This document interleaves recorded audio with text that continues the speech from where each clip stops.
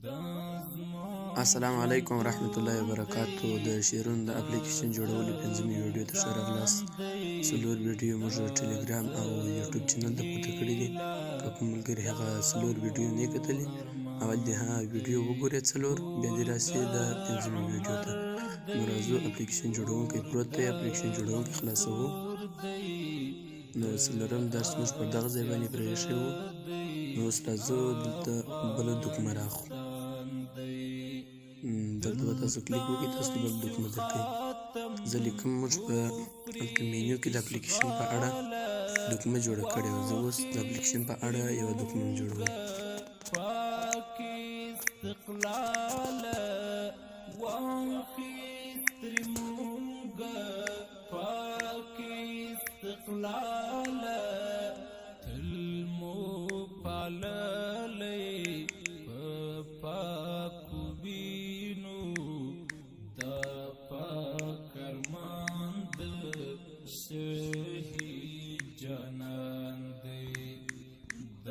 نو دغه شریکولو وړ دا هم ورکوم.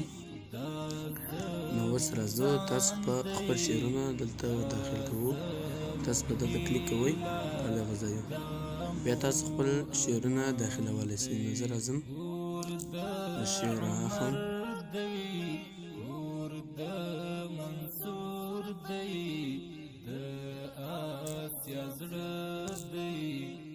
دلته شعرونه وراچوو. تاسو به پر دغه ځای کلیک کوئ، بیا تاسو ته بله صفحه راخلاصېږي. زه رالم خپل لیکنه کوم چې دا شعر دی زه پر منځ باندې راولم. دا منځ یې وهم. اوس دلته زما شعر په منځ باندې راځي. نو زما شعر دغه دی ما را کاپي کړی دی. دا به تاسو باید دلته ور داخل. نو زه راځم بیرته دا شعر بیرته کاپي کوم. داسې در سره پرې راځم، بیا راځم دلته د دغه ځای څخه فونټ ورته راخلم. بیا تاسو ته خپل صفایر وګورئ. نو زموږ شعر بیا د نقشه راځي. راځو دوهم ته شعر راخلو.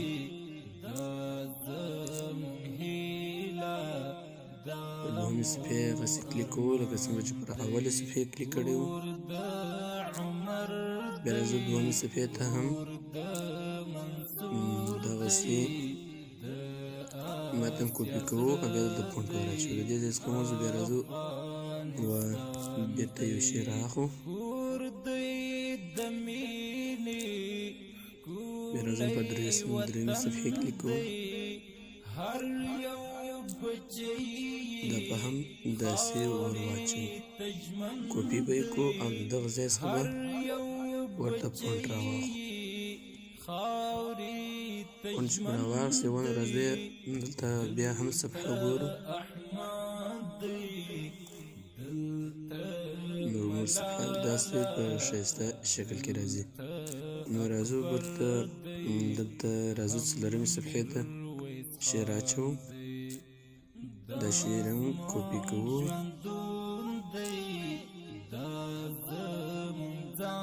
بیا به تاسو دلته فونټ ورته راخلئ. نو راځم یو شعر بل هم راخلم، پنځمې صفحې ته یې اچوم.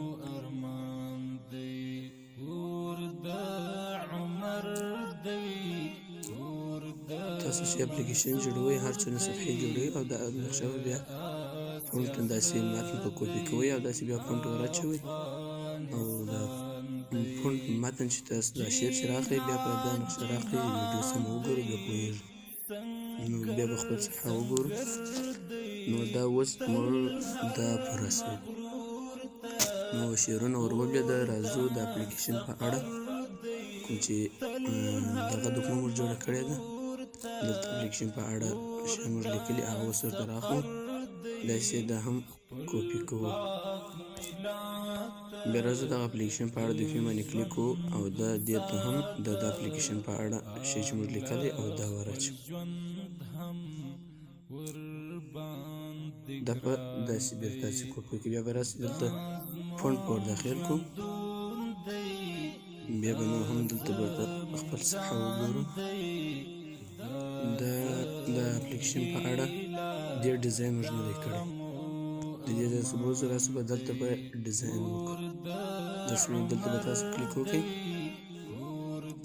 وکړئ بیا تاسو ته دغه د اپلیکیشن په اړه دوکمه ښیي په دغه دوکمې به کلیک وکړئ دلته به راسئ فونټ ورته انتخاب کړئ د لیکنې سایز غټولی سئ فونټ رنګ ورکولی سئ دلته بیا نور رنګونه انتخابولی سئ نو زه فونټ رااخلم بیا به دغه رنګو کلیک کوم دلته بیا هم دوه رنګ ورته رااخلم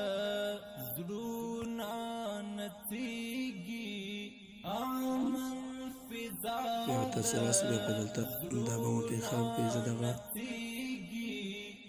پورته او کښته دغه انتخابوم کله چې مې دا انتخاب کړی بیا بېرته خپل صفحه ګورم زموږ صفحه په دې شکل کې راځي د اپلیکیشن په اړه یې شی چې مو دلته ورته لیکلي دا خو اوس ورته ولیکئ دې ځای هم بېرته وځو